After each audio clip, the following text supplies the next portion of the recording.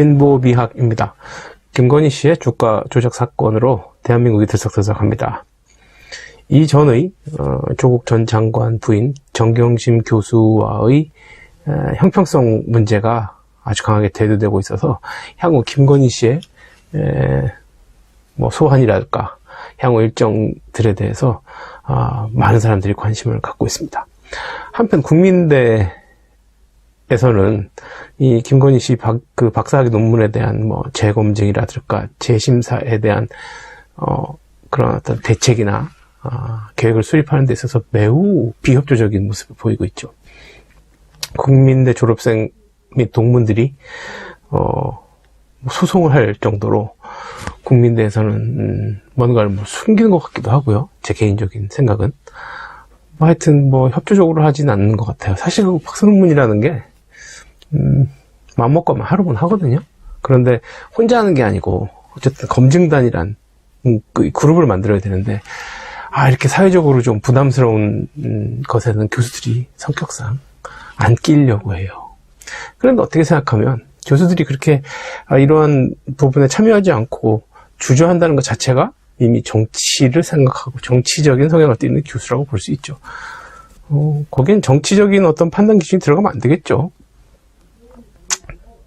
교단에서 학생들에게 항상 바르고 정직하게 살아라고 말해야 되는 교수들이 본인들의 유불리를 따지는 그런 모습에서 많은 분들이 실망을 하고 있을 거라고 저는 생각을 합니다.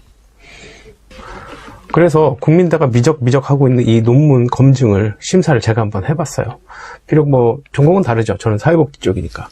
그런데 아주 이공계 쪽 아니고 의학, 컴퓨터공학 쪽 아니고 비교적 비슷한 제 쪽은 예술 계통인 것 같기도 하고. 근데 내용을 보니까 또 아주 또 그쪽도 아니에요. 비록 전공 분야는 다르지만 기본적으로 이 논문이 갖추어야 될 필수적인 요소들이 있거든요. 그리고 그 논문의 함량, 무게감 같은 거, 수준, 이런 것들을 기준으로 제가 한번 봤어요. 정말 이거 시간이 얼마 안 걸릴 것 같은 논문이에요. 제가 봤는데 저도 사실 궁금했는데 누군가가 해주겠지, 하겠지 했는데 이런 어떤 유튜브나 방송은 안 나오고 유튜브 같은 데 나와도 대략적인 것만 얘기를 하고 자세한 거를 알 수 있는 방법이 없어서 저도 궁금하던 차에 한번 해봤습니다. 검증을 해봤는데 좀 웃겨요. 정말 이런 수준의 박사 논문이 통과되고 또 이런 수준의 박사 논문을 통과된 사람이 학교에서 학생들을 가르친다는 것 자체가 저한테는 좀 모욕적으로 느껴지는 그러한 일련의 사건이고 논문인 것 같습니다. 하나하나 짚어드리겠습니다. 일단 영문 초록부터 한번 짚어보겠습니다.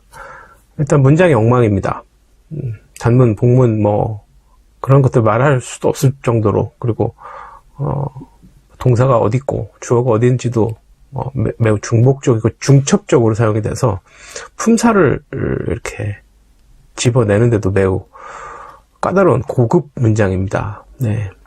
보통의 영문초록은 잘 안 쓰는 형식의, 잘 못 보던 형식의 영문장입니다. 그리고 가장 두드러진 실수는 보통 이 논문은 실증적이고 객관적이기 때문에 1인칭이나 2인칭 주어를 쓰지 않아요. 그래서 I나 you 같은 표현을 쓰지 않거든요. 그런데 이 김건희 씨 논문에서는 그냥 잘 쓰였어요. 매우 편안하게. 그래서 보통은 researcher라든지 surveyor라든지 consumer라든지 user라든지 provider라든지 이런 표현을 쓰거든요. 불행히도 김건희 씨 논문의 영문 초록에서는 그런 것들을 발견하지 못했습니다. 두 번째로는 논문의 제목과 주제, 이게 좀 맞물려 있기 때문에 한꺼번에 말씀드릴게요. 이 논문의 제목이 뭐냐면 온라인 운세 콘텐츠의 이용자들의 이용 만족과 불만족에 따른 회원 유지와 탈퇴에 따른 연구예요. 결국은 이게 온라인 운세 서비스를 사용해보고 만족하냐 불만족하느냐에 따라서 그 멤버십을 계속 갖고 가느냐 아니면 탈퇴하느냐에 대한 연구예요. 근데 그게 무슨 연구가 됩니까? 사용을 내가 하고 싶으면 유지되는 거고 불만족하면은 당연히 회원 탈퇴하겠죠. 그러니까 이 제목만 놓고 보면 이건 석사학위 정도의, 이거는 석사학위 논문도 이렇게 제목 뽑진 않아요. 뭐 회원 유지 탈퇴에 대한 뭐 요인 연구라든지 뭐 그런 최소한의 그런 뭐 환경적인 요인 변수에 대한 연구라든지 그런 것들이 들어가기 마련인데, 여기는 그냥 회원 유지와 탈퇴에 대한 연구예요. 그 연구할 게 뭐 있겠어요, 거기. 거기 제목이, 답이 다 나와 있는데. 그러니까 이거는, 글쎄 모르겠어요.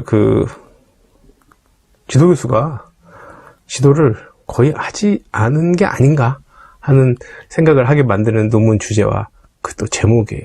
또 논문 주제 제목만 그렇게 되고 논문은 잘 쓰여 있을 것 같아. 그런 확률도 있으니까 논문의 내용을 좀 살펴봤어요. 논문의 내용 중에서 보면 이렇게 그 연구 대상자를 이렇게 설문지로 조사를 하잖아요. 그러면 설문지를 어떻게 우리가 선정하는지에 대한 것이 매우 이런 종류의 연구에서는 중요하거든요. 대부분 랜덤, 즉 무작위로 추출을 해요. 그 무작위 추출에도 뭐 수십 가지가 있어요. 뭐 어떻게 하느냐에 따라서 그 전체에서 무조건 무작위를 하느냐, 부분을 이렇게 구획을 해놓고 무작위를 하느냐, 아니면 또 뭐 이렇게 한 곳에서 시작해서 여기 가서 하고 여기 가서 순서를 두고 무작위를 하느냐, 뭐 여러 가지 무작위 방법이 있어요. 기법들이. 그런데 어떤 무작위 방법을 하든지 그 방법을 선택한 이유를 거기다가 명시를 해줘야 돼요.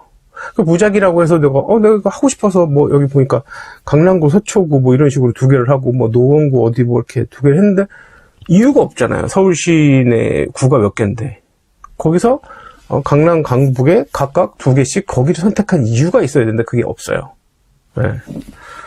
그게 정말 중요하거든요. 연구 논문에서는. 그게 논문의 신뢰도와 직결되는 거예요. 아무리 논문의 결과가 타당성이 있어도 이 신뢰도와 타당도가 진짜 중요하거든요. 근데 아무리 그 논문이 결과가 좋고 이렇게 타당해도, 보편 타당하고, 그래, 말이 돼. 이렇게 해도 그 논문을 신뢰할 수 없으면 그걸 못 쓰는 논문이에요. 그런데 그 신뢰도와 직결되는 게 바로 이 샘플링이에요. 그 샘플링을 왜 그 두 개의 구식을 했느냐? 예를 들어서 이렇게 할 수도 있어요. 그건 뭐 그냥 정답이 있는 게 아니에요. 내가 뭐 연구자가 접근하기 용이해서 뭐 이렇게 쓰면 되는 거예요. 내가 살고 있고 내가 뭐 옆에 구라서 내가 연구하기에 용이해서 뭐 이런 식으로라도 이유를 달아야 되는데 그게 없어요. 그리고 결정적인 문제죠, 이게. 그리고 결정적인 문제는 뭐냐면 이 논문 자체가 온라인 운세 서비스 이용자잖아요. 373명. 온라인으로 접속을 해서 온라인의 그 서비스에 대한 만족 불만족에 따른 회원 유지와 탈퇴에 대한 연구인데 어느 동네에 사는 게 무슨 의미가 있습니까? 그렇지 않아요? 온라인으로 전 세계로 다 갈 수 있는데 근데 굳이 여기서 강남북 두 개를 후지정할 이유가 전혀 없거든요, 사실은. 무슨 말인지 아시죠? 그러니까 전 여기서 이게 어느 논문 같은 걸 보고 하는데 대부분의 논문 저렇게 해요. 지역적으로 이렇게 그게 좀 그렇게 다 하는 것 같고 그럴듯해 보이니까 한다. 그런 이유로 그렇게 한 것 같아요. 네. 그리고 이 설문지를 사용해서 만족도 조사를 했다고 했는데 그 설문지를 선행연구, 즉 그 앞선 연구들에서 사용된 설문지를 갖고 참고를 해서 만들었다 했는데 앞선 연구에 대한 인용이 전혀 없어요. 소개도 없고.